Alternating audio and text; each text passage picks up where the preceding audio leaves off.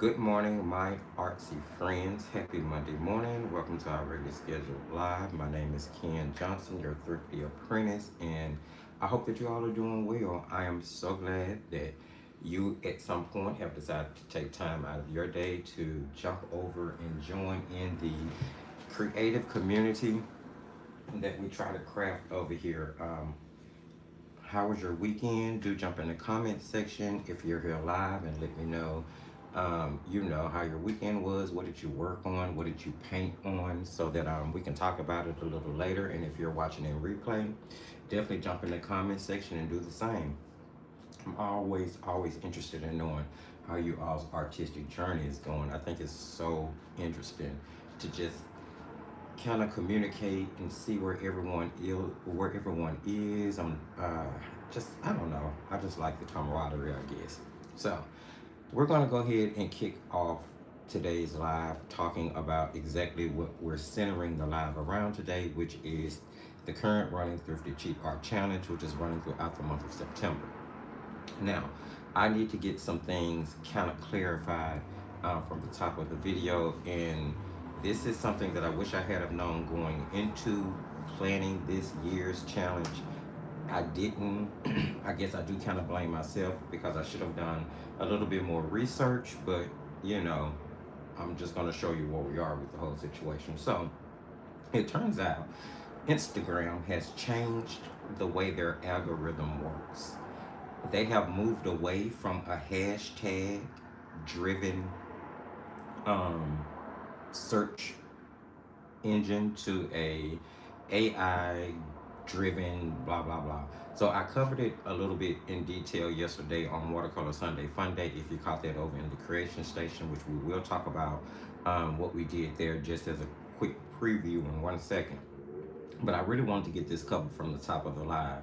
So if you are currently participating in the Thrifty Cheap Art Challenge, if you are submitting your work on Instagram and you are using the hashtag Thrifty Cheap Art 2025 as you're supposed to, I also need you to tag me in the description as well. Tag the Thrifty Apprentice in it.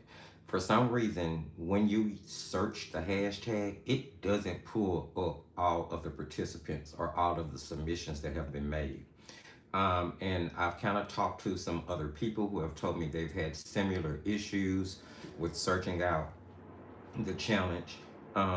It does pull up some things, and it definitely pulls up the video on Instagram where I'm kind of talking about the challenge. But just in case, if you've posted already, go back and edit the post and tag me in the post, or tag me in the comment section of that post so that I can see your submission.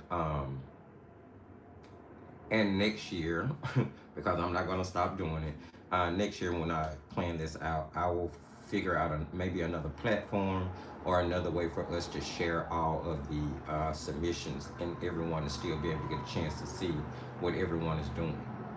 So just know that if you're making those submissions on Instagram as you're supposed to, include tagging the Thrifty Apprentice to find art in it, along with putting in the hashtag, uh, just so I'll be able to find it and I'll be able to count the number of times one person may have, submitted, so that it's a very fair drawing for the giveaway. You guys know I like to be fair. So, just wanted to cover that. But just in case you don't know, this is the 5th annual Cheap Art Challenge. It is running throughout the month of September 2025. It is a very simple concept. You're going to get 15 prompts over the month of September, which gives you 2 days per prompt in order to create whatever you want around that word. Wherever that word takes you, even if it takes you off into outer space and inspires you to paint Pluto, then paint Pluto and submit that for that day. It's really that simple. You can use whatever medium you want to use. If you are a pastel artist, go for it. If you're a gouache artist, go for it. If you use colored pencils, go for it. You're not bound by any restrictions, okay? If you paint a Halloween monster for Balloon, then that was what Balloon inspired you to paint. I really don't want you to feel restricted in any way. The point is to get you to create and to practice. Therefore, you can grow. It's that simple. So, there's a mega prize every single time you do a prompt and make, or every single time you make a submission, which you make on Instagram using hashtag Art 2025. And now I'm also asking you to tag me in the post as well, so I'll be able to see it. Yeah, it's that simple. When we get to the end of the month on September the 30th, which is the last day, after 5 p.m., I'll do a random drawing and you will find out who won the prize. Yeah, it's pretty simple, not, nothing hard. Every time you make a submission, it's one entry. So you can do all 15 days and get 15 entries into the giveaway. I mean, yeah, there you have it. So I'm putting today's painting from this prompt list, and we're going to be doing arch. So if you're a part of the creation station, you already have access to a traceable for what we're doing on today's live, as well as the reference photo. If you're not a member of the creation station, then you have a link for the reference photo, or should I say the main reference photo that I used for today in the video description. I am doing September's September 2025 Grabby watercolor calendar, the watercolor calendar that we have been doing for the year.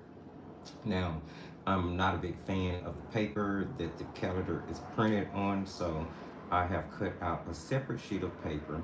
This is Bohong 100% cotton 140-pound rough paper, and I'm using rough to do this because I feel like the texture is going to help add to the texture of the rock, the mountain, and just the overall feel of the picture. Now, if you are a member of the creation station, your traceable is actually for a 5x7 version of this. So the traceable I made for you guys is actually meant to fit a 5x7 piece of paper. So yeah, if you have, so that's what that's for. That's what that'll crop out to. Of course, that's not the size of this one. I did have to kind of reduce it in order to get it on this little itty bitty painting surface. So that's what we're doing here. I am using Camel. Where are they? Here we go. I am using Camel Artist watercolors. Now, many of you may know that I do have a profile on the Kokio Cameron website, and I make art submissions over there. So this is going to be a submission for that website as well. All right, let me see. Anything else? I need to tape down my paper because I did not do that. And I'm actually going to be taping it down from the back, trying not to put any tape on the front painting surface because it's already so small. Okay, so let's talk about the colors I'm going to be using today, so you will know where we're going. I hate that this is the big old piece of paper that I'm about to waste, but it kind of is what it is. I'm going to grab a round brush and let's talk about it. We are going to be using, without a doubt, burnt sienna. Now, if you guys cannot see, please let me know. I will close the blinds and turn on the studio lights. It'll change it, but it'll definitely be clear. So I'm gonna start with burnt sienna. I'm gonna just block these out so you can see them. We are definitely going to be using ultramarine blue. Is that right? Oh no, nope, that's Prussian blue I'm getting.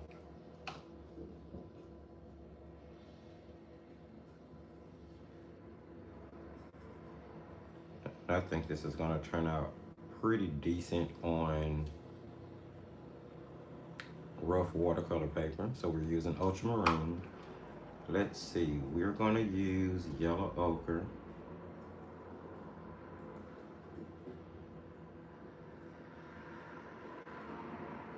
Now this is going to be a scene from Arches National Park.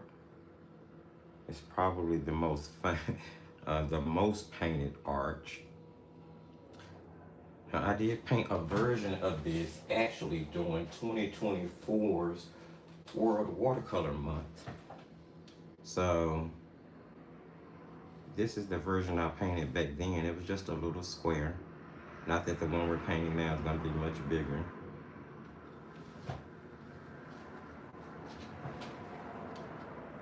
Hello, Eleanor. All right.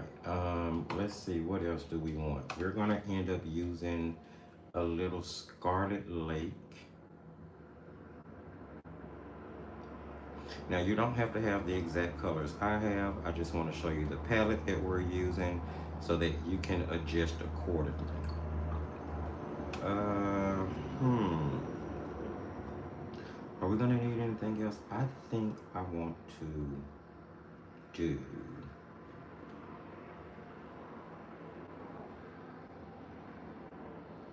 cobalt and so is this is cerulean? Yes. Alright. I want cerulean.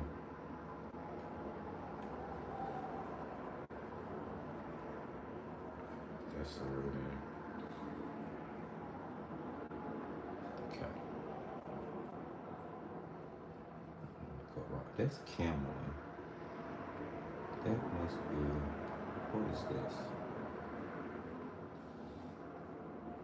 Okay, that's cobalt. Okay. Alright. And anything else? Anything else? I don't think so. I think maybe a little gamboge. I'm gonna just put gamboge on here. I'm not sure if we're gonna use it. If you don't have gamboge, you just use your the coolest yellow you may have.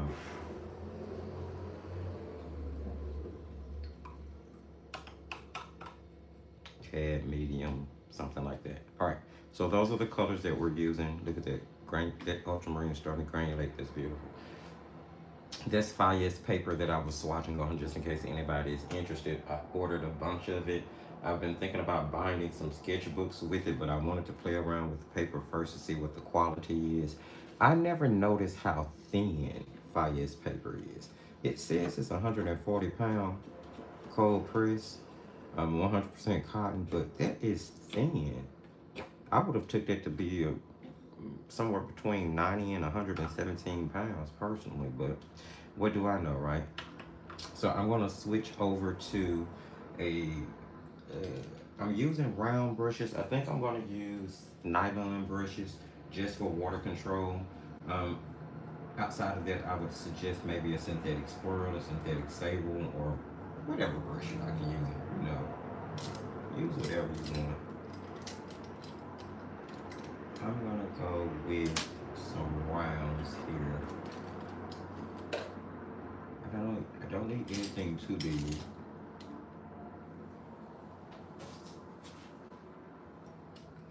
So let's see. We will use a number 8 synthetic squirrel just for something that will hold water. I have a number 6 nylon there. There's a number 8 nylon. And then there's a number 9 nylon. None of those are golden Teclon. They're just painted nylon brushes. Let's start off with our sky. I'm grabbing a number 8 round. And I'm going to go for cerulean. I'm gonna get a puddle mixed here. And now I'm gonna wet my paper. Let's grab this squirrel brush for that. And we're just doing our sky. So I'm gonna start with wetting down to the mountaintop here.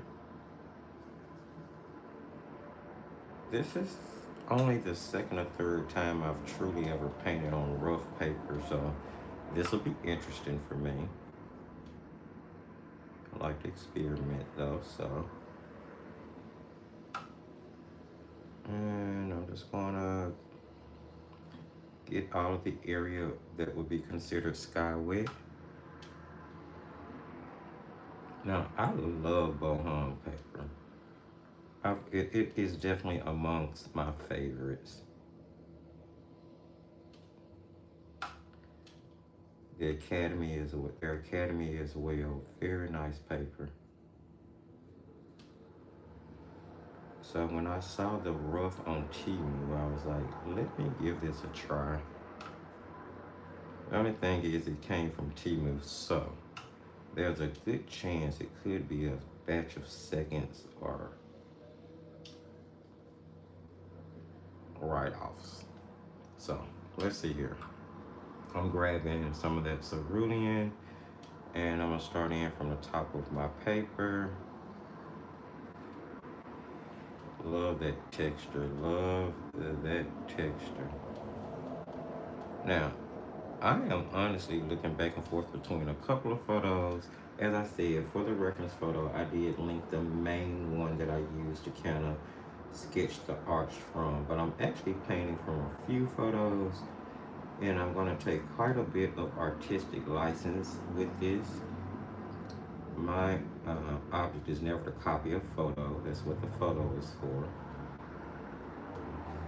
So I'm going to just paint in a bit of a cloud back here.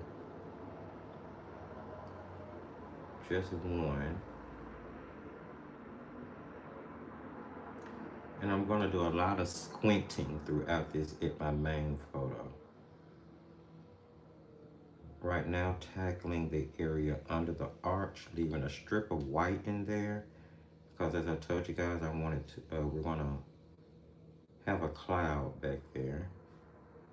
And I'm basically painting it in versus using a paper towel to blot it out. I'm letting it wisp up that way. It's a cloud. Use your imagination. You don't have to be too hard on yourself about this. I want that a little bit darker at the top.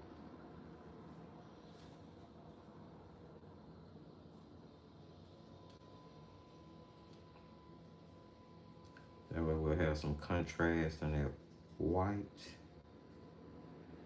strip. I'm gonna blot my brush, get it dry, and try to pull. Definitely want to pull out more of that white strip in the middle.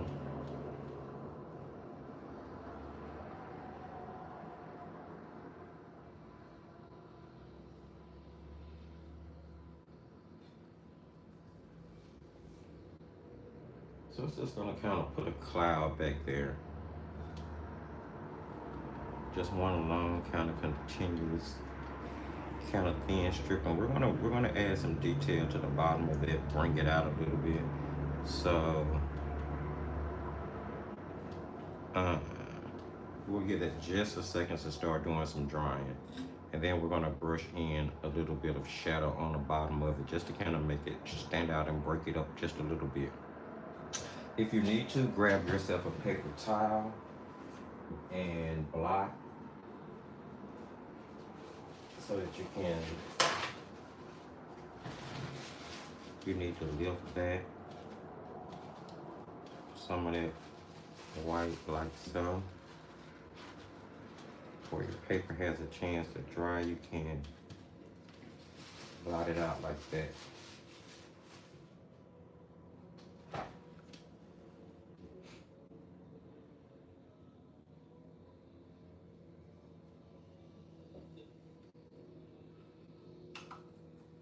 Using that cerulean, I'm keeping this really watery. I don't want to add too much water to the paper because it's going to cause a bloom. I'm going to grab a little burnt sienna.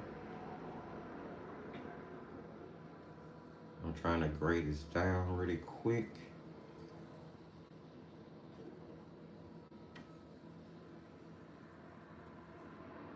There. And just kind of circling it in right at the bottom of the cloud.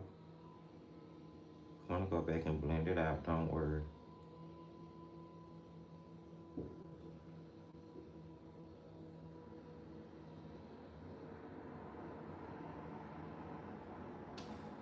gonna flip this upside down so I can work a little bit better and a little quicker. Rinse my brush, blot the belly, and I'm gonna go back and blend.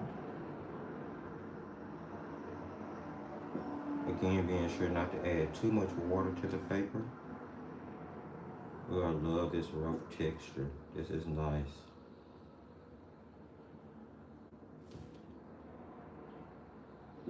Your cloud does not have to look like mine. Your cloud only needs to look like your cloud.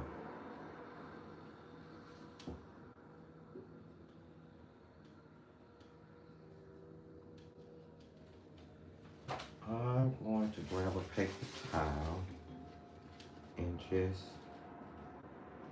kind of control that a little bit.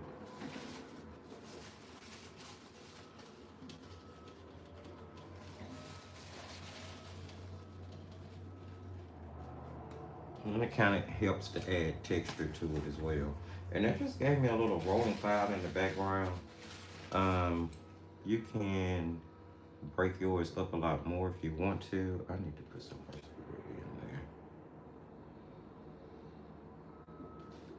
Make it a little darker under here.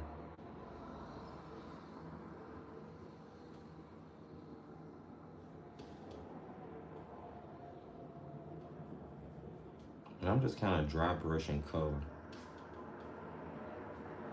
This texture of the paper just kind of catches it, and yeah. All right, we need to let that dry. We'll move on.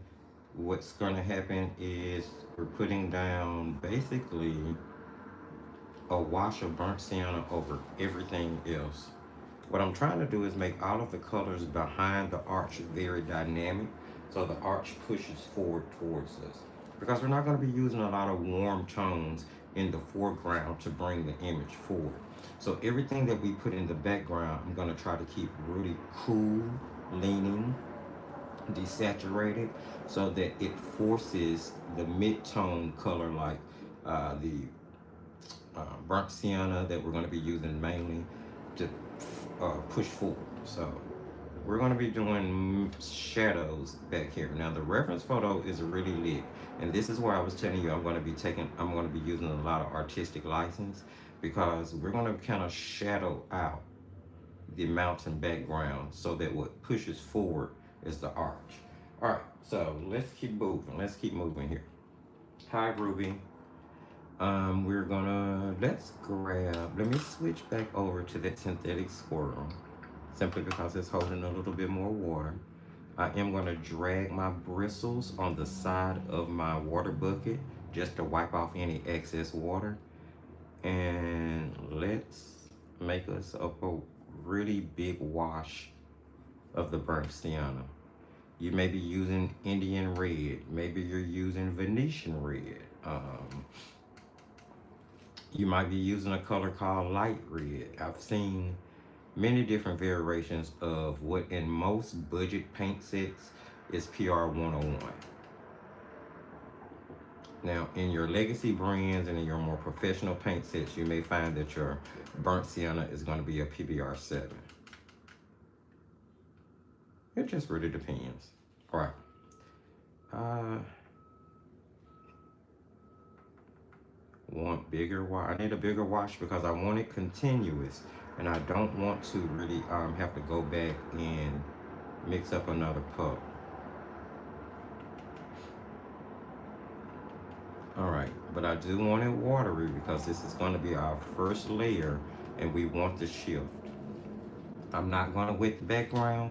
We're going in wet on dry here, and we're basically going to cover the entire arch and all of the rest of the background in a layer of burnt sienna.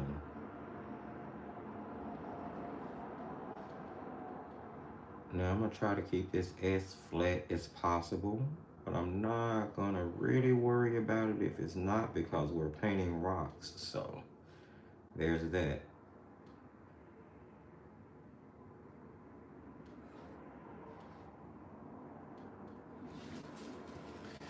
And you may have, in this case, I'm going to have to tilt my paper just a little bit, but you know, Always paint the way that makes you the most comfortable. Always illustrate the way that makes you the most comfortable. Keep in mind, there's no true set of rules for art, and the ones that are there, we break them.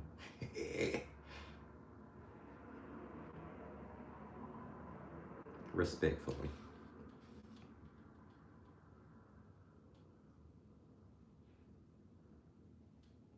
And I'm keeping this watery. Honestly, using a big brush is probably the better idea because it'll allow you to cover more surface area at once. Keep that bead of paint moving and lessen the chances of you getting hard lines when you're trying to do a continuous wash, also known as like a flat wash.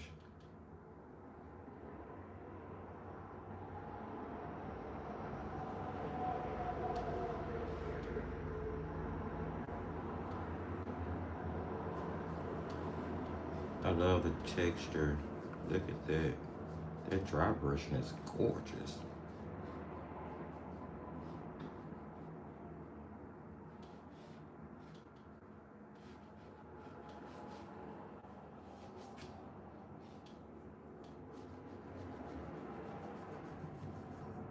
All right.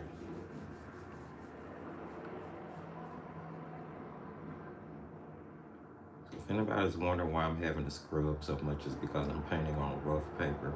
I just felt like it would make the overall painting look better, considering the subject matter. Now we need to let that dry. That's gonna be our lightest layer. And everything else is really just gonna be us intensifying color on top in order to pull the arch out. Like, it's gonna be really simple. I do want to lift out some color here.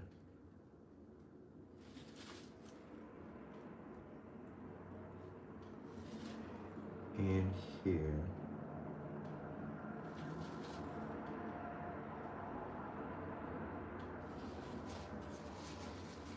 Let's see if I can.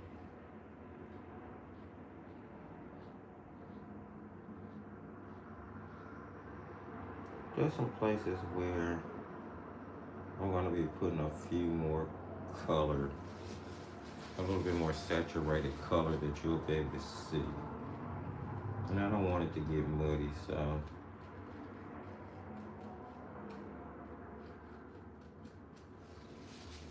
I'll lift that out for right now. All right. We need to give this time to dry really quick. Let's see. Let's start off with our little mountain in the background there. I'm gonna switch over to ultramarine here. I'm grabbing a smaller brush that'll hold less water. And still keeping it a little watered down, I'm gonna go in and add ultramarine to the top of that mountain.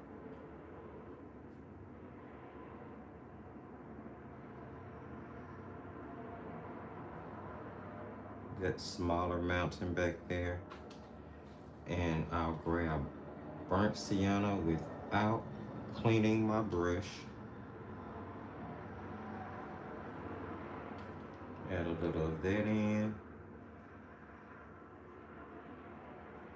And then again, ultramarine without cleaning my brush. And kind of add it in on the bottom.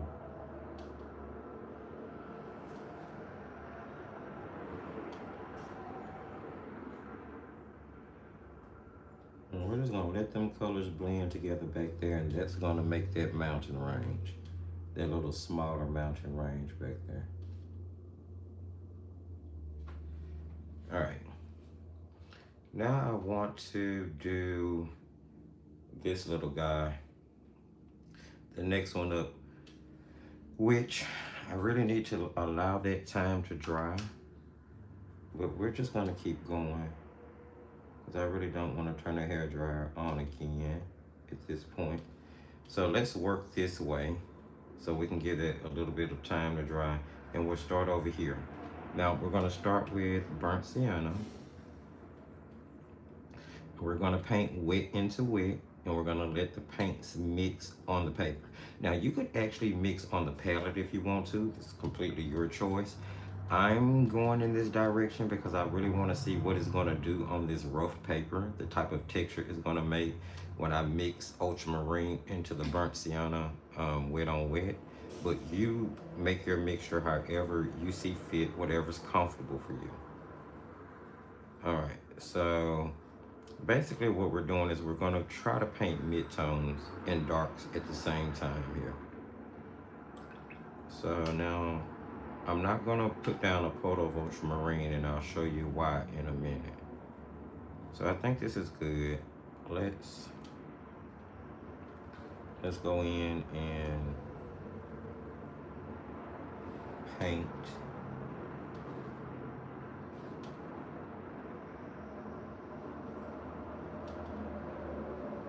this section here.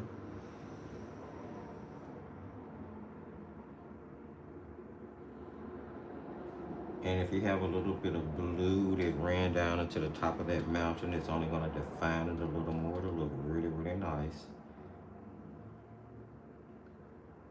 And then I actually want to put a little bit of a green strip right there. So I'm going to grab that cerulean and mix it with a little yellow ochre and a touch of the burnt sienna. I don't know. And it'll be a kind of desaturated, grayed out green, which is perfect. And then I'll switch back over to that burnt sienna, kind of with that steel on my brush. They'll run together, but that'll be perfect. All right, now I'm gonna clean my brush and grab ultramarine directly from the pan. I want this thick and creamy because I don't want it to run, you know, so as little water as possible. And I'm gonna go in, let's see.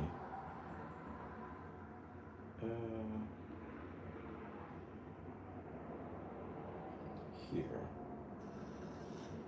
I'm gonna go in and just paint my shadow directly into the paint. So to be dynamic. Again, keep in mind, I'm trying to push forward. I'm just gonna put in the little shapes where the mountain divots at. You can use your imagination. As I told you guys, I was changing things a little bit. I'm looking at quite a few reference photos to do it, if the truth be told. All right, and then there's gonna be nothing but shadow down here under the green.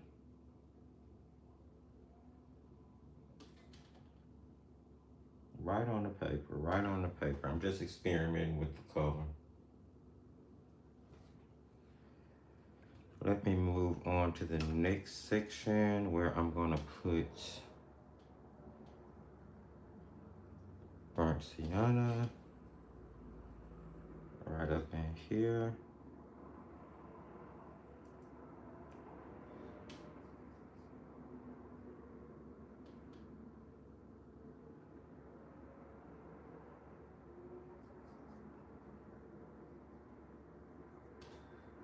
Be careful around my rock.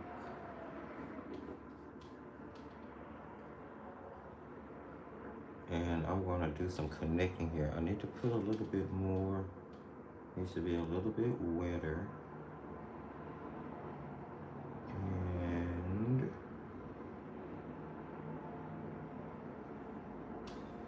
I'm gonna go ahead and start coming up. I need it to look like a ridge there, which is why I removed that paint earlier.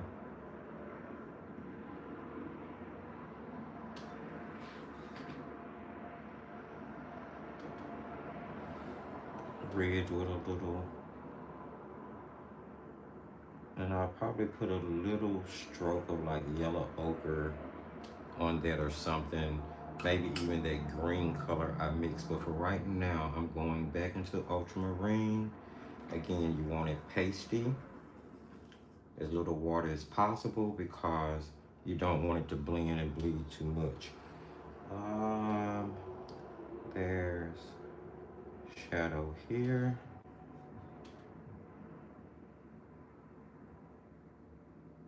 Going that way. Grab some more paint here.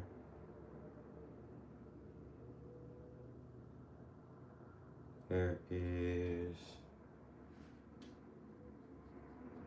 this. I'm literally just kind of following what I see from different reference photos. Okay, and I want to put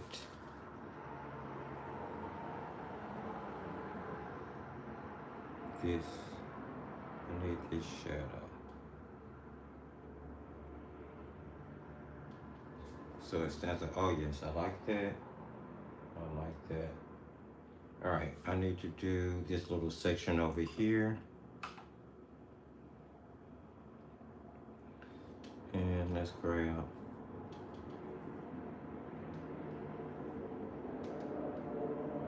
now at some point, most times, you just kind of stop following the reference photo altogether. We haven't made it there yet, but it's very possible it can happen any moment now. All right, I want to again lift off that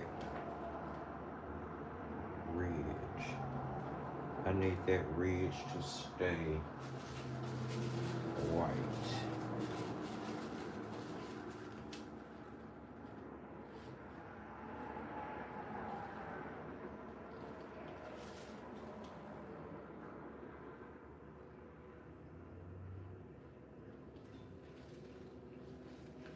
And then I'll go in with ultramarine, add just a little water to my brush. And all of this is pretty much dynamic.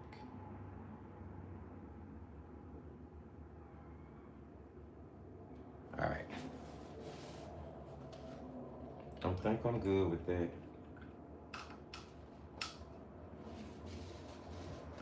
Like there's some different shapes and things down in there, but it's in shadow for the type of day that we're doing.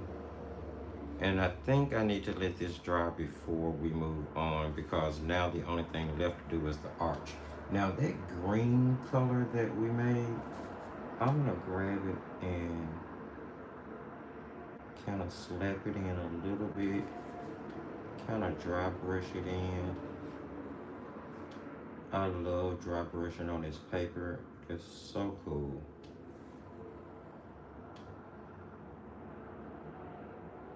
If you've never tried rough, give it a try. I think that's so cool. All right. Next we'll be doing our one. Yeah. And we're gonna do it in a couple of layers. We have about 30-40 minutes of time that I still have left, so we're gonna wrap it up as quickly as possible.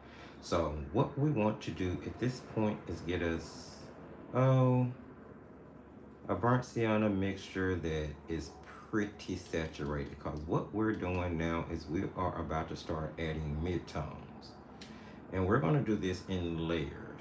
Okay, all right. If you want to do it all at once and have this really fresh look, go for it. Terry said it's definitely going. Not sure what it's going. That's okay. Keep going. Don't give up on it. Keep pushing on it. I cannot tell you how many times I've looked at something I was doing and it was in what we call the ugly stage, and I was like, okay, I'm gonna walk away from this. But I decided not to and just keep going until you're finished. Then kind of walk away from it and come back to it. And it's like little gremlins will fix it while you're gone. It happens all the time. All right, let's go in with some midtones here. And I want to, I need to see. Okay. So I'm going to go in kind of with the time of day I'm aiming for from the photo that I'm using for color reference. Basically what I'm doing is I'm starting at the edge and I'm dry brushing, or it's pretty much what it's going to turn out to be, color onto the side of the rock face that I know I'm going to have the most shadow on, okay? It's going to be this side. And then when I get down to this area, I'm going to do a lot of dry brushing just to create texture, you know? I'm not going to be too serious about much. I'm going to let the paper do all the work down here for the most part. All right. And I'm probably going to mix some yellow ochre into that too. So let's, and keeping in mind that you're working with like what's known as a sedimentary color, meaning that because it's straight burnt sienna we're working with here, you can pretty much reconstitute it, lift it, blend it as you need to. You don't have to worry about rough lines because you can blend those out. That's basically what I'm saying. And I'm looking back and forth between what I'm doing and my reference photos, trying to figure out where my lights are, where my midtones are, and I'm definitely avoiding areas where I'm seeing the most light in, and trying to be sure to add that midtone into areas that are a little bit darker in value, are going to be starting to become dark in value, should I say.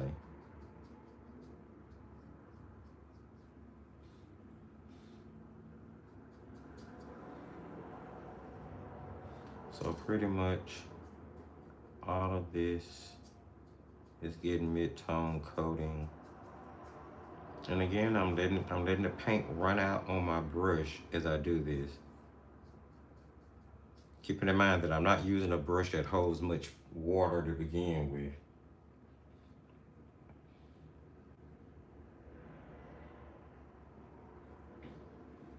Let's see here. Now, in my picture, I don't know why. Is that a rock?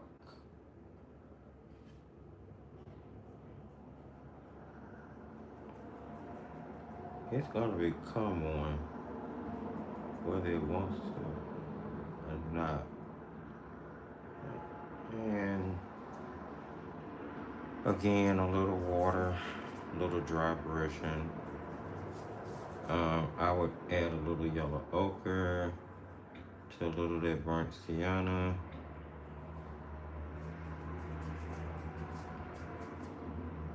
Some water and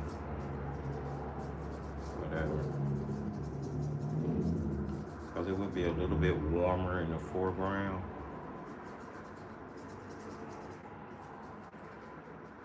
Be sure not to paint over everything, like I said. Let some of your lights show through. Let some of your lights show through. You definitely want to let some of your lights show through. We need to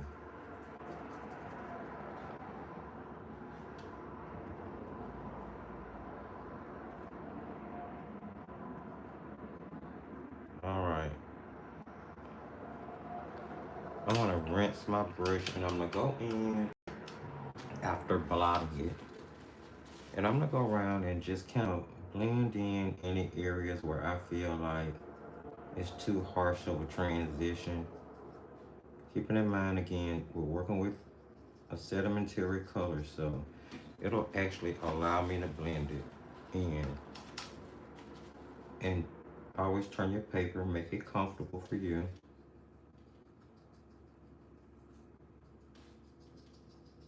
This rough paper is something else. It does make lifting a little bit more complicated, but hey.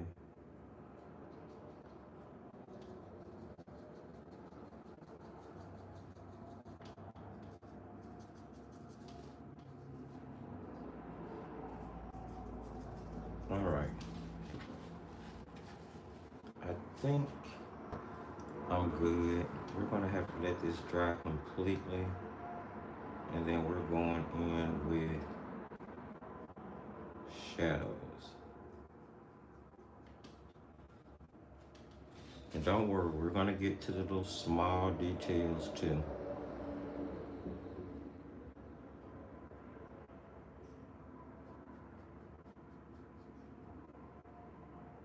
Gonna get to all of that. Okay, I feel like it's good. I don't want to overwork it. All right, let's jump right in with something I normally do from the jump, which is darks. Let's just go straight forward. Let's just start. Let's be like, you know what? You know what? Let's go straight for the darks. We're mixing that ultramarine and that burnt sienna together to get us a nice neutral color. Now, it happens to be my favorite neutral mixture. You can make your neutral from whatever you want. Just mix any opposites on the color wheel and you will get a gorgeous neutral. Or if you want, just use black or Payne's gray. I'm not the boss of you.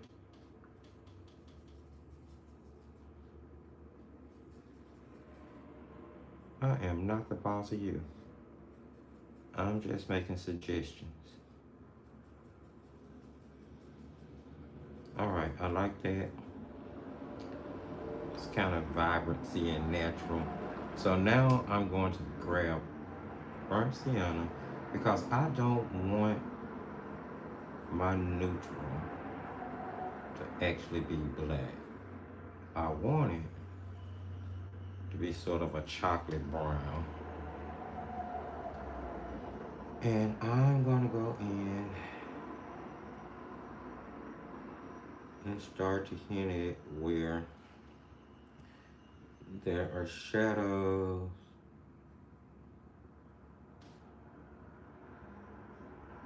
And in the reference photo, I'm looking at this entire area here. Dynamic lighting. I'm pretty sure it probably has some maybe photo editing to it, but it still made it very pretty. So I'm adding this to the side that has shadow. And unlike the mid-tone, I'm gonna go in and start immediately blending out any harsh lines here.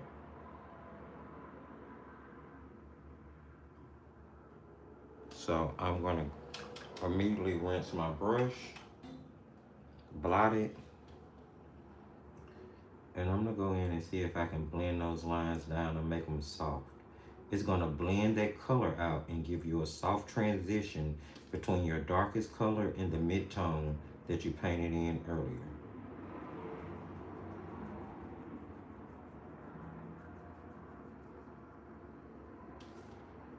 Now, depending on the paint you're using and the paper that you're painting on, keep in mind all of those different elements affect the outcome of your overall painting.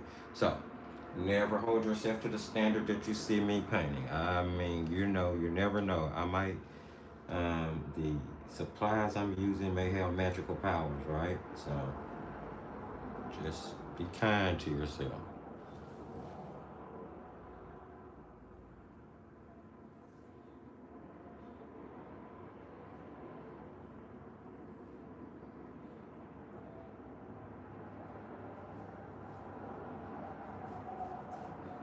And I'm just dry brushing, letting that color kind of catch on to the texture of the paper so that I don't paint too much.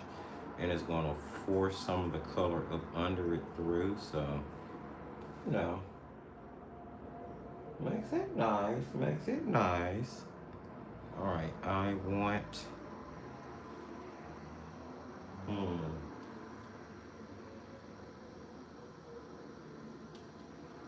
going to go ahead and start putting in this facing or under facing shadow here. And it's going to wrap pretty much a span of the rock. And it's going to definitely carve out the shape. And we're going to get this shadow part a little darker, okay? So I'm going to go ahead and get down that chocolate color.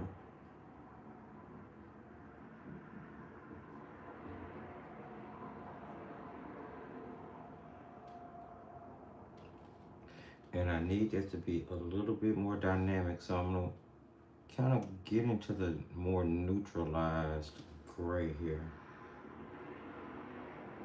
And just gonna kind of drop it in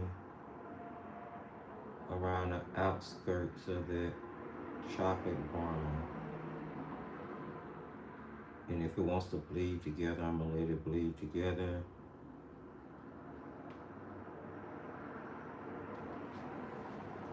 Because it's under facing and it's carving out more of the rock.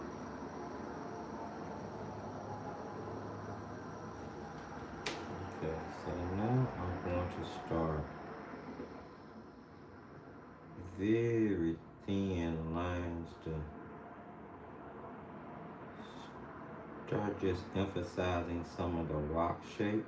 Now the light is over here primarily, so it's going to be a lot that I don't do there. Let's grab some more of that chocolate color and cut out this. I'm aiming for my darkest darks now. And we'll add more mid-tones with the details still. And it's really going to be just dry brushing.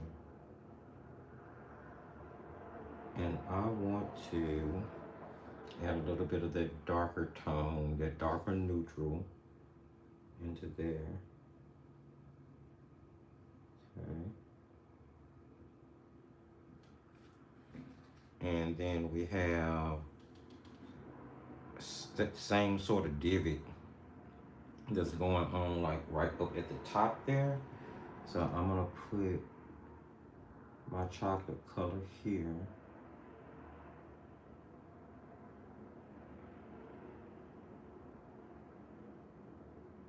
Right.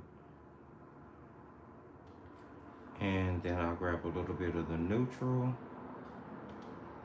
and follow it up. Let them mix together right inside there. Not bad, not bad, not bad. I think I need to emphasize the fact that this is turned away from the light source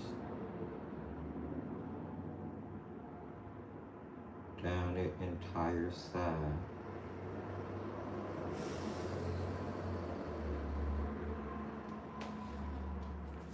And then we would definitely have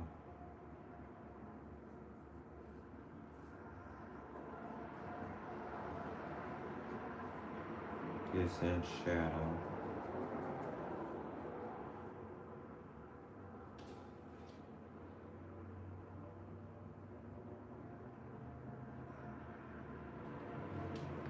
And I can see, depending on how it is, like, you would definitely get a shadow there, but maybe some sun is actually kind of percolating on this one. So let's be careful with how much we add here.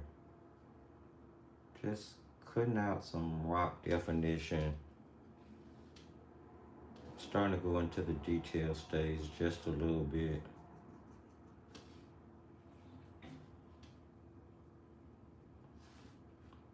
I'm just hitting and missing, looking back and forth at my reference photo and playing along with the drawn lines that I have on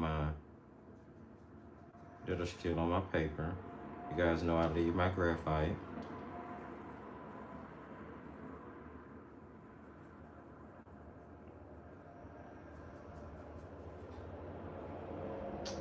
kind of go over that little rock there.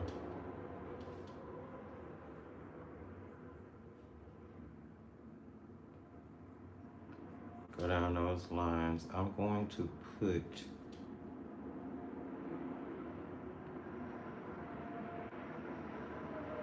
because that's like off in that rock, so we need to make that a little bit more shadow and see if we can emphasize the outside of it a little bit more.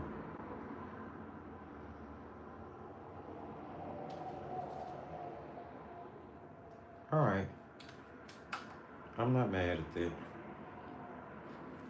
Trying to see, is there any place else I need super dark shadow?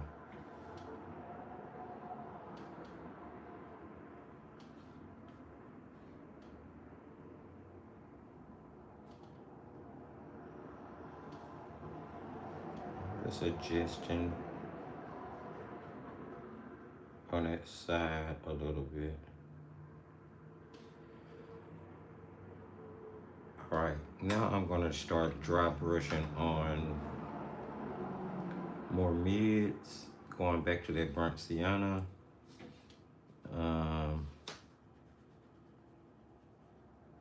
Make sure, and basically I'm just going to make some rock stuff here. I'm not even looking at my reference photo at this point.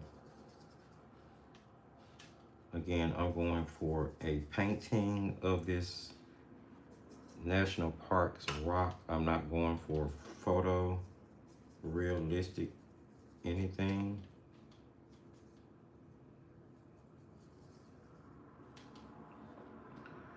And I'm just building off of the texture on the paper, because it really makes amazing rock texture. It really does. The paper just does it on its own.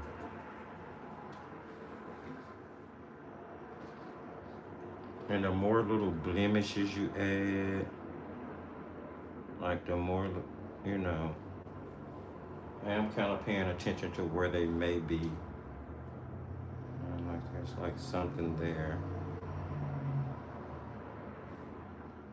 And here along this siding.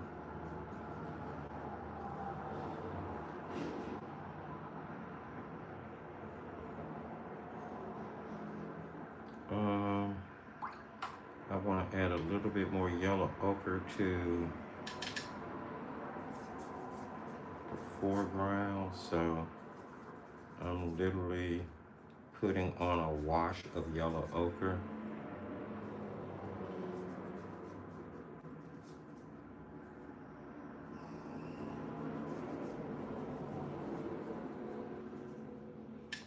I don't know, maybe I want some of that up in the rock too. I hadn't planned on putting it in the rock, but let's go for it. Let's see what we can do. How this going, especially over here on the, like the more highlighted, warmer side. Ooh, I like that. Yeah, why not? It's cute. That works. Absolutely. Going for a little bit more chocolate here. Have some dynamic shadows where these rocks lay on top of each other.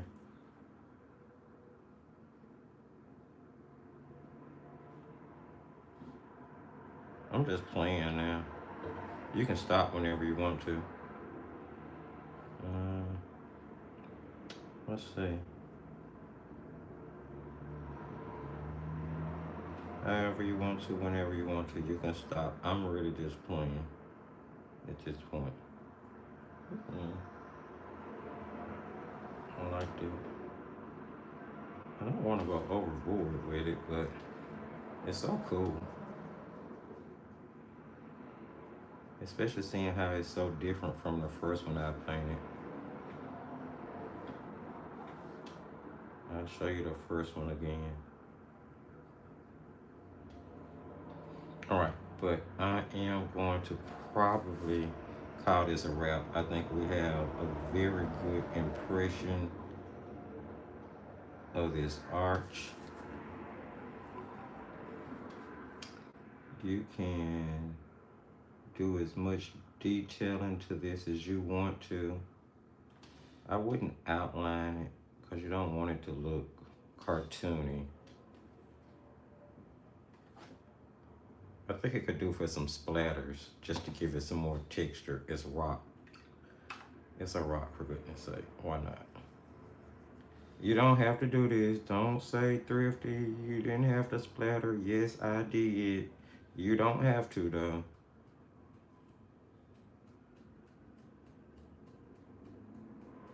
Yes, I did. I had to splatter, okay? It was inevitable. It was going to happen. We're talking rocks. Just trying to not mess up my sky.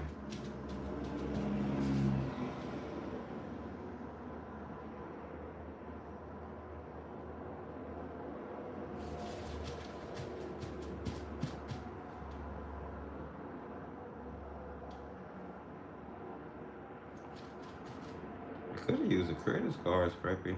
Y'all lucky I ain't pull out a credit card scraper and start using that.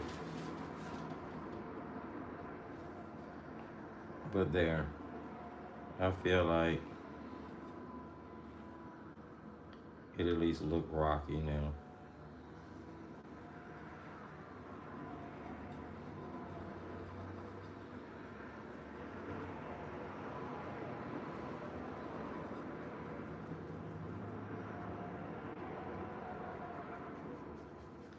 Try brush, try brush, try brush. Okay, that's good. So there you have it, friends. You can put you some highlights on there. Let's dry it real quick. Um,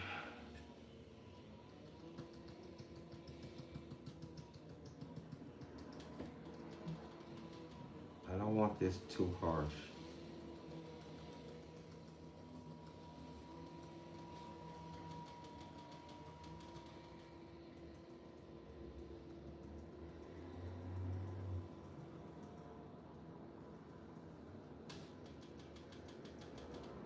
Your finger is actually a wonderful painting tool, just in case you didn't know.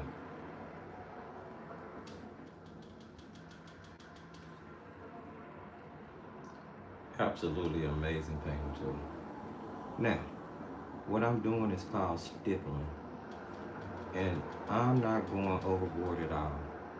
I'm literally just kissing the surface of the rocks that's on this side, and then I'm using my finger to immediately blend it out so that it's not too harsh.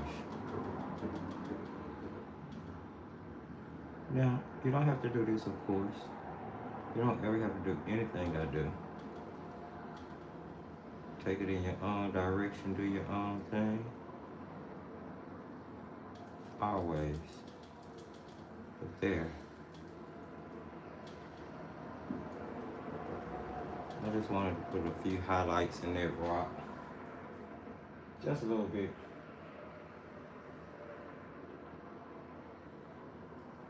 I think that works. Okay. I'm gonna not put anything else on that, and we're gonna call that done. Let me find a pen so I can sign it.